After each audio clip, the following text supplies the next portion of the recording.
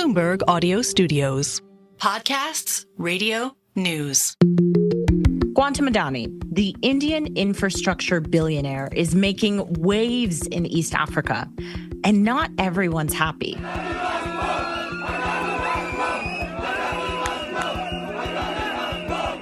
But even as a court suspends Adani's plan to take over Kenya's main airport, he's doing more deals with the Kenyan government and other governments across East Africa. The Adani Group are investing in the transmission line. Their money, 95 billion. We would have otherwise gone to borrow that money, burden the people of Kenya. And it is important for us as a nation to appreciate that a partnership between public and the private sector gives us a win-win outcome. On this week's Next Africa podcast, we'll ask, who is Gautam Adani? Is he bringing much-needed private sector investment to East Africa? Or are Kenyans right to be worried that their assets are being sold off too cheaply? I'm Jennifer Zabasajja, and this is the Next Africa podcast, bringing you one story each week from the continent, driving the future of global growth with the context only Bloomberg can provide. Joining me to discuss Gautam Adani is R Sanjai, Bloomberg senior reporter based in Mumbai, and also Helen Nyambura, our East Africa bureau chief. Thank you both so much for being here and helping us unpack this story. Sanjay, can we just start with you? Can you give us a bit of background on Adani for people who maybe haven't heard much from him? I mean, how did he amass the billions that he has at this point? The Adani Group is a vast conglomerate with listed and unlisted subsidiaries doing business in everything from ports to power, with a reach spanning from India to Africa and Australia. Over 3 decades, billionaire tycoon Gautam Adani built a vast infrastructure network across India that's become indispensable for both local business and maybe foreign companies like Apple, Amazon, etc. After dropping out of college, Adani tried his luck in Mumbai's diamond industry in early 1980s. He soon moved back to his home state of Gujarat to run his brother's plastic business before setting up in 1988 Adani Enterprises Limited, the group's flagship commodity trader. A decade later, he started to operate the port of Mundra, which is located on the coast of Arabian Sea, eventually building India's largest private sector port operator. And it operates airports, it operates ports, it has transmission lines, it has green energy farm which is ready. Adani has everything. So maybe then let's bring in Helen into the conversation. Helen, and let's talk about Kenya, because this is really why we are talking about Adani in our Next Africa podcast and what he's been doing specifically in East Africa. Helen, can you just give us some context as to the investments that Adani has been looking at in Kenya, maybe specifically? So what we've heard is 2 deals. The first deal is in transmission lines. So different subsidiaries in the wider conglomerate have been looking at different sectors. But earlier this month, the Kenyan Energy Ministry announced that the government has signed a deal for transmission lines for about $736 million. Adani, the subsidiary that's looking to do this, wants to finance, construct and operate those lines for 3 decades. We've seen that the Kenyan High Court has suspended that deal, and similarly, it suspended another deal in which yet another subsidiary of Adani wants to lease the biggest airport in Kenya, that's the Jomo Kenyatta Airport in the capital, Nairobi. It wants to lease and operate that airport for 30 years, so a similar length of time as the transmission lines that it wants to put up. It initiated a private bid for the airport. So those are the 2 deals that have been confirmed in Kenya, but it's likely that it's also looking at other sectors. Other places too, Helen, right? I mean, Kenya isn't the only place Adani has been eyeing in terms of new deals. The deals in Kenya have been a bit controversial, but in neighboring Tanzania, we've seen at least 2 deals. We've seen that Adani is in talks to invest about $900 million in power transmission lines. So something similar to Kenya. It's also acquired shareholding in Tanzania International Container Terminal Services in a joint venture together with Abu Dhabi Ports. So that's the biggest container company in Tanzania. And separately, it's won rights to operate the biggest container terminal at the Dar es Salaam port, which handles about 80% of Tanzania's container volume. All these deals, Tanzania and Kenya, have been announced in the past 1 year. So in just a few months, we've seen about 5 separate deals being announced in East Africa. Yeah, so very clearly targeting East Africa, Sanjay. I mean, why is Adani focusing his efforts then on the region? I mean, what do you make of this, especially as you paint the picture for us about what he has been doing in his own home country? I mean, why East Africa now? So it's a very interesting question. So this is the world which is looking beyond China or China plus one. It is indeed a kind of a Chinese-style expansion by Adani. Here, as a conglomerate, Adani Group has touched all walks of life in India, and as a natural progression, it would definitely look beyond India. Of course, his heart is where home is. He's focusing more in intensifying investments in India, but he would also look beyond India.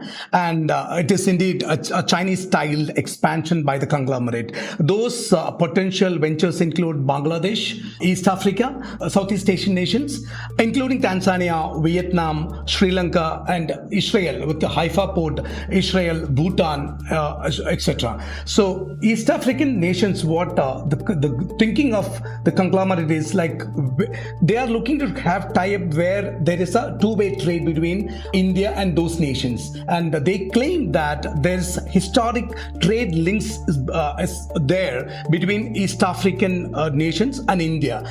Stick with us, Sanjay and Helen. When we come back, we're going to dig into more of these investments by Adani outside of India, and even some of the controversies around them, as Helen pointed out. So we'll be right back.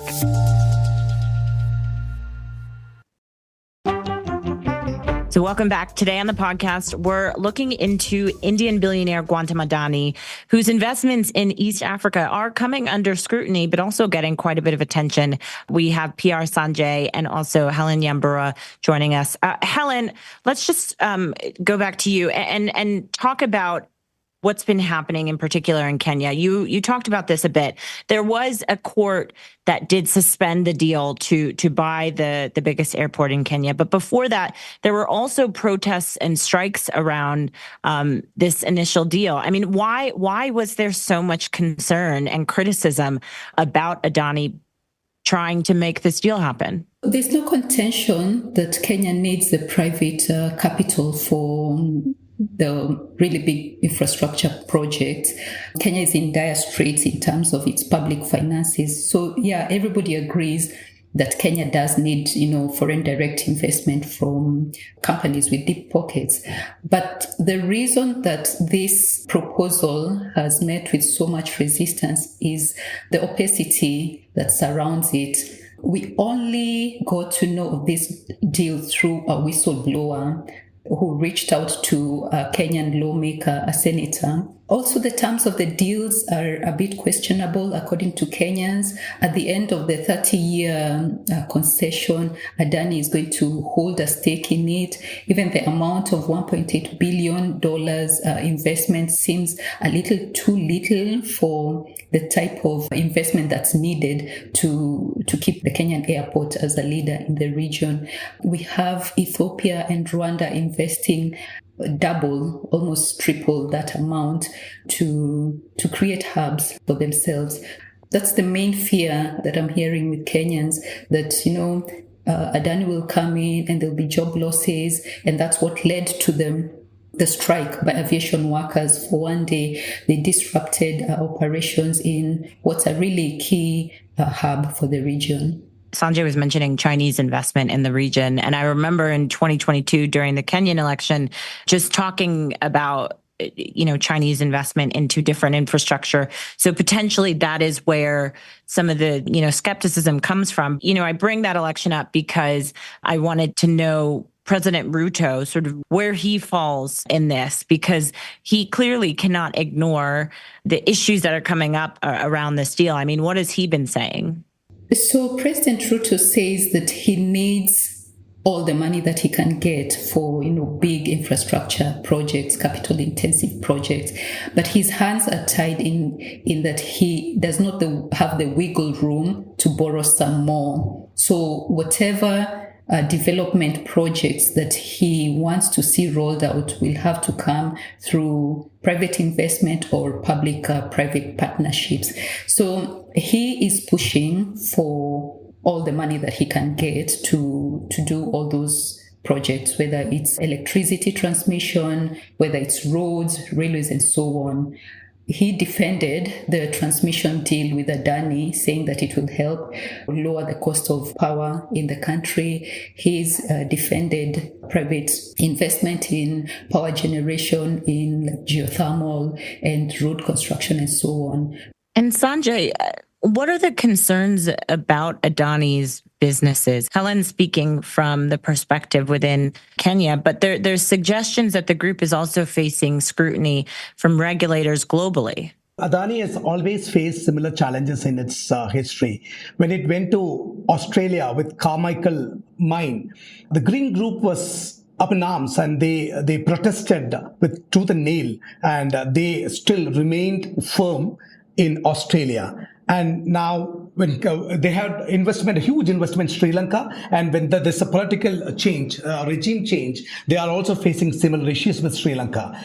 Now Kenya, so they are facing similar protests in Kenya as well. So the main concern would be that after Hindenburg's research allegations in January 2023, they were trying to firmly coming back to their aggressive expansion mode, and then immediately they are facing similar protests from Sri Lanka, Kenya, and even in the case of Bangladesh, because they were facing some issues with getting funds because there's a change in the political regime. So the immediate concern of Adani as a conglomerate would be how to cool off, how to mitigate, how to tide over the geopolitical crisis at this point of time.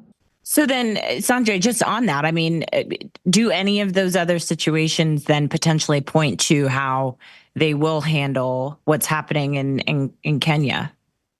So they are on a wait and watch mode because, as Helen pointed out, Kenya indeed need foreign investments, and Adani, which has been acclaimed for building airports, ports, and infrastructure projects, are very keen to have that kind of trade links with any country for that matter. The idea for Adani is to make India as a maritime hub, and they are targeting countries that are high on manufacturing or high on population, which will lead to high consumption. So Kenya or Tanzania, both are very critical to their scheme of things. So they would take a pause and they would wait and watch. They will be adopting a wait and watch mode because it's so critical to their global expansion strategy. So there's no signs that he's going to be put off by any of the resistance at this point in time? I don't think so. He is looking to get a foothold on the continent, and I think he's going to succeed in doing that. Sanjay, Helen, thank you both so much for joining us. And you can read all of our coverage of the Adani Group across Bloomberg platforms. Here's a few other stories we're watching in the region this week. South Africa's coalition government has delivered its first budget showing improved growth forecasts. This is the first budget since the new business-friendly coalition took office back in June. Elections in May stripped the ANC of its parliamentary majority, forcing President Ramaphosa to find coalition partners.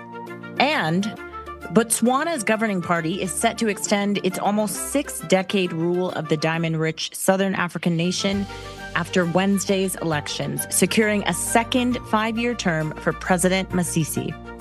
Masisi's Botswana Democratic Party has been in power since independence from Britain in 1966 and currently has 38 seats in the legislature, a majority the president says it's certain to maintain. And you can follow these stories across Bloomberg, including the Next Africa newsletter. We'll put a link to that in the show notes. This program was produced by Adrian Bradley. Don't forget to follow and review this show wherever you usually get your podcasts. I'm Jennifer Zabasajja. Thanks as always for listening.